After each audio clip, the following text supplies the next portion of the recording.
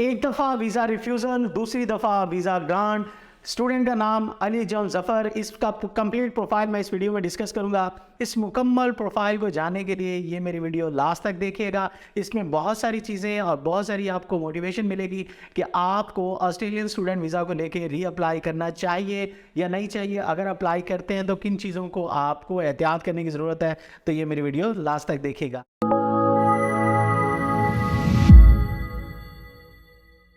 बिस्मिल्लाहिर्रहमानिर्रहीम, अस्सलाम वालेकुम। उम्मीद करता हूँ कि आप सब खैरियत से होंगे।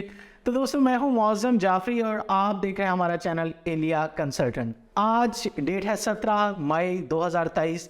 खुदा ने हमें कामयाबी दी। एक ऐसा केस जो एक बार रिफ्यूज़ हुआ और दूसरी अटैम्प्ट में खुदा ने उस बच्चे को और हमें कामयाबी दी और उसको ऑस्ट्रेलियन स्टूडेंट वीज़ा ग्रांट हुआ।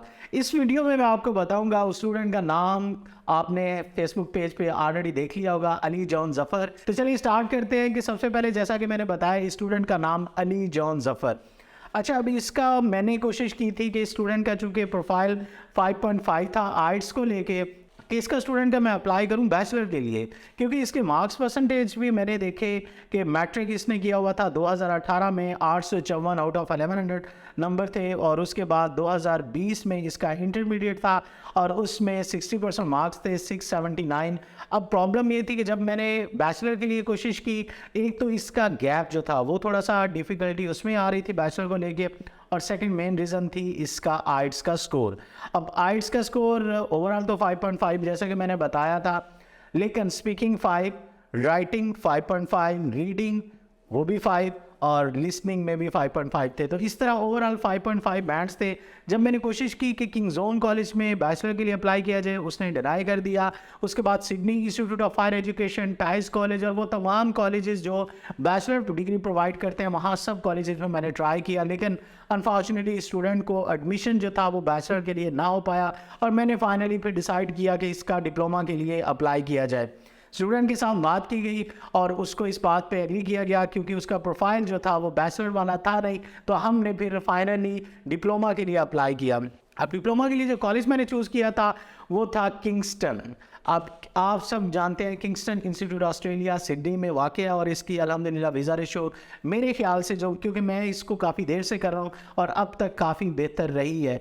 और इसमें हमने अप्लाई किया, 5,000 समथिंग डॉलर्स हमने डिपॉजिट करवाई ट्यूशन फ़ीस और इसमें वीज़ा लॉन्च हमने कर दिया COE मिलने के बाद। बैंक स्टेटमेंट 5.5 मिलियन की थी और हमने जब वीज़ा लॉन्च किया उसके कुछ दिन बाद ही हमें वीज़ा रिफ्यूज़ल जो है वो रिसीव हुआ। अब ये हमारे लिए एक बड़ी ज़ाहिर है, जब भी किसी बच्चे का अनफॉर्चुनेटली रिफ्यूज़ल आता है तो डेफिनेटली हमें भी अच्छा फील नहीं होता। अच्छा, उसके बाद मैंने स्टूडेंट से बात की और उसको इस बात पे उस स्टूडेंट की मर्ज़ी से हमने केस को रीअप्लाई करना चाहा और उसमें हमने क्या किया, जब दोबारा हमने कॉलेज को COE के लिए रिक्वेस्ट किया तो उसने हमें रिवाइज्ड COE भी दे दिया, क्योंकि ये बड़ा मुश्किल होता है कि जब एक दफ़ा आपका वीज़ा रिफ्यूज़ हो जाए तो दूसरी दफ़ा कॉलेजेस मोस्टली आपको मना कर देते हैं उसी कॉलेज में COE को लेकर। लेकिन हमने चूँकि एक जेन्युइन केस था, हमने जब अपने जस्टिफिकेशन जो है वो तैयार किया, रिफ्यूज़ल की रीज़न कॉलेज को बताई, तो उसने हमें दोबारा से COE दे दी है और अलाउ किया कि आप दोबारा केस अप्लाई कर सकते हैं। अच्छा, कॉलेज वही था किंगस्टन, डिप्लोमा प्रोग्राम था। अब चूँकि मैंने बताया कि आइट्स भी वही था। फ़ंड्स जो थे बैंक स्टेटमेंट में हमने थोड़ी सी चेंजेस की है कि बैंक स्टेटमेंट हमने 6 मिलियन की प्रोवाइड की, चूँकि आपको पता है कि कॉलेज के लेवल पे आपको 4.5, 5.5 इतनी काफ़ी होती है, लेकिन हमारी कोशिश होती है कि मैक्सिमम फ़ंड्स जो है वो बैंक स्टेटमेंट जो है वो के तौर पे रखवाए जाएँ। स्टूडेंट से बात की, उसने 6 मिलियन की बैंक स्टेटमेंट हमें प्रोवाइड की और हमने वीज़ा लॉन्च कर दिया। अब वीज़ा अप्लाई करने के बाद मेडिकल, बायोमेट्रिक, ज़ाहिर है मेडिकल तो पहले हो चुका था, बायोमेट्रिक भी हो चुका था। दोबारा आपको जानते हैं कि ऑस्ट्रेलियन वीज़ा के लिए आपको साल में एक ही बार मेडिकल करवाना पड़ता है और उसी का रेफरेंस यूज़ करते हुए हमने इस केस को रीअप्लाई किया।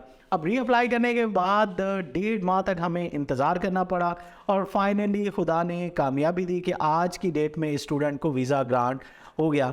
अल्हम्दुलिल्लाह कि देखें, हमारी कोशिश यही होती है कि जिस बच्चे का जहाँ पे मुझसे बहुत सारे स्टूडेंट सवाल करते हैं फेसबुक पे, कमेंट्स में पूछते हैं, टिकटॉक पे हमें पूछते हैं कि आप डिप्लोमा को क्यों प्रमोट करते हैं। मैं कभी भी डिप्लोमा को प्रमोट नहीं करता, लेकिन जिस तरह का आपका प्रोफाइल हो, जितने आपके पास फंड्स हों, उस हिसाब से डिप्लोमा ही सूट करता है। फॉर एग्जांपल जैसा मैंने बताया कि जॉन का प्रोफाइल कुछ यूँ था कि 5.5 बैंड्स थे। बैचलर के लिए हमने बहुत एफर्ट्स की, कोई कॉलेज नहीं छोड़ा। ये इस बात को जॉन भी जानता है कि हमने अपने एंड से पूरी कोशिश की कि बैचलर के लिए ही अप्लाई हो, क्योंकि आप जानते हैं कि डिप्लोमा से डिग्री की रेशो कदरें बेहतर होती है। और हमारी कोशिश होती है कि अगर आपके पास फंड्स का इशू ना हो, आपका प्रोफाइल जो है वो मैच कर रहा हो डिग्री को, तो हम डिग्री में ही अप्लाई करते हैं।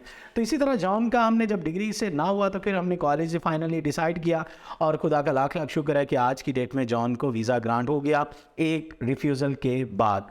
तो आप तमाम स्टूडेंट्स, अच्छा रिफ्यूज़ल की कॉज क्या थी जो पिछली थी, वो माइग्रेशन एक्ट था। जैसा कि आजकल तमाम स्टूडेंट्स के सिवाय माइग्रेशन एक्ट के और कोई भी रीज़न जो है वो ऑस्ट्रेलियन एम्बेसी नहीं बता रही।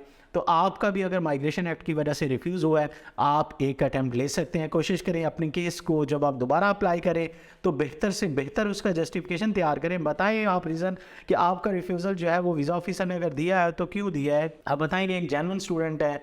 पाकिस्तान के हालात नो डाउट के अच्छे नहीं हैं और ज़्यादातर रिफ्यूज़ल्स में यही मेंशन किया जाता है। तो आप उनको बताएं कि भाई नो डाउट पाकिस्तान के हालात अच्छे नहीं हैं, लेकिन हमारे हालात तो अच्छे हैं। हमने आपको इतने सारे फंड्स जो हैं वो प्रोवाइड किए हुए हैं बैंक स्टेटमेंट की सूरत में। हमने कॉलेज अच्छा चूज़ किया, फ़ीस डिपॉजिट करवाई, और हमारा प्रोफाइल आप देख सकते हैं। हमने हर हवाले से आपकी रिक्वायरमेंट्स पूरी की, लिहाजा आप हमें वीज़ा दें, ठीक है। और अल्हम्दुलिल्लाह हमने इस बच्चे का जस्टिफिकेशन जब बनाया और वीज़ा सबमिट किया, और हमें पूरी उम्मीद थी कि खुदा खैर करेगा और इसका वीज़ा आ जाएगा, और वही हुआ कि अल्हम्दुलिल्लाह हमें इस बच्चे का वीज़ा ग्रांट रिसीव हो गया।